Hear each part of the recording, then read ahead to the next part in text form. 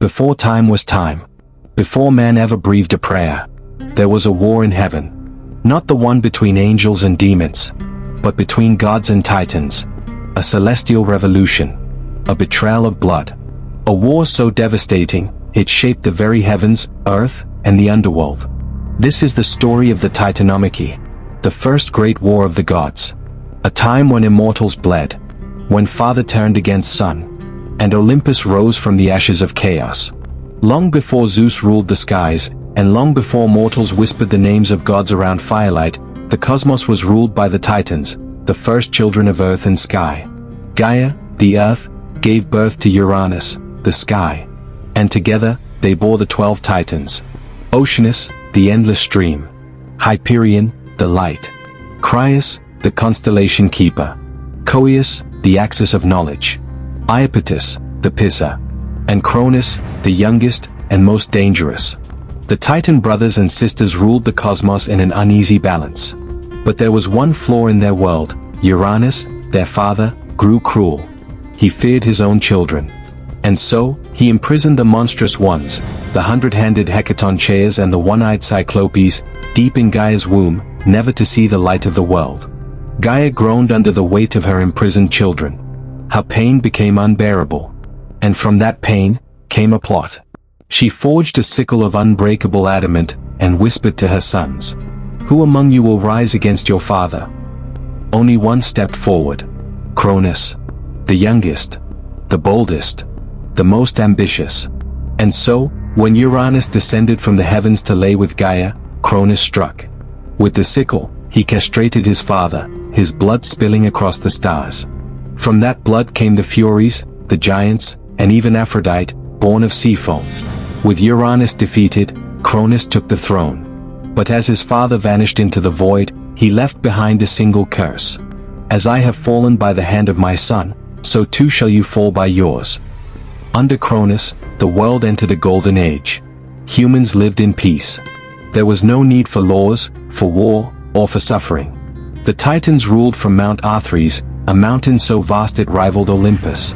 But beneath the harmony, was paranoia. Cronus remembered the curse of Uranus. He knew, his children would overthrow him. Just as he had overthrown his father. So, when Rhea, his sister wife, bore him children, Cronus devoured them. One by one. Hestia, swallowed. Demeter, gone. Hera, taken. Hades, gone. Poseidon, swallowed whole. He would not be betrayed. But Rhea, broken and desperate, sought help. She traveled to Gaia, just as Cronus once had, and begged for a way to save her next child. Gaia offered her a plan.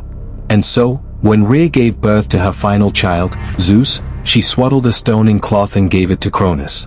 He swallowed it without question.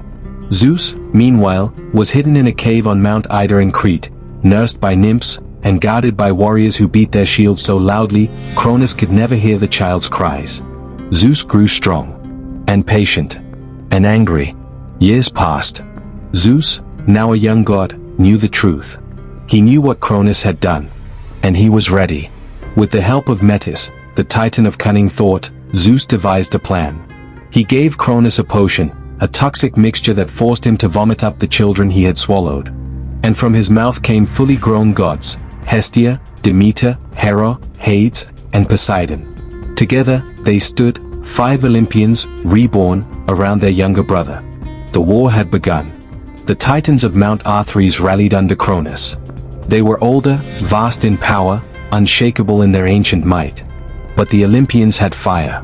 They had rebellion in their veins. And they had something else, allies from the deep.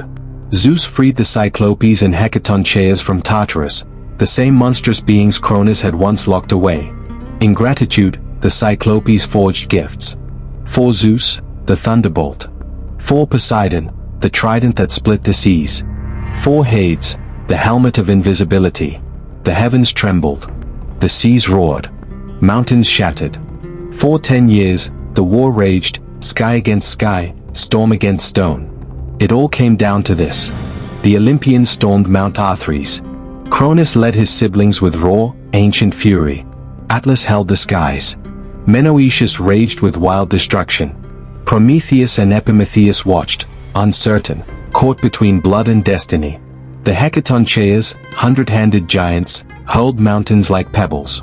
Zeus's thunderbolts tore holes in the sky. Poseidon shook the world with tidal wrath. And Hades moved unseen, sowing fear and death among the Titans. Then came the final blow. Zeus hurled a thunderbolt so massive, so bright, it tore through Cronus's armor, striking the Titan king to his knees. The war was over. The Titans were defeated. Most were cast into Tartarus, the deepest pit in existence, bound in chains behind bronze gates forged by Poseidon himself. Only a few were spared. Prometheus, who had helped the Olympians. Epimetheus, his foolish brother. And Atlas, cursed to hold the sky on his shoulders, forever. Zeus took the heavens. Poseidon the seas. Hades the underworld. A new era began. But peace came at a cost. The Olympians were not as kind as the Titans of old. Mankind would now suffer wars, punishments, and divine wrath. The age of innocence was over. The gods were now kings. The first war of the gods was not just a battle for power. It was a cycle. A curse. A story as old as time, where children rise, fathers fall, and thrones are built on the bones of the past. But beware. For in the shadows of Olympus, the Titans are not forgotten. And some say, their war is not over.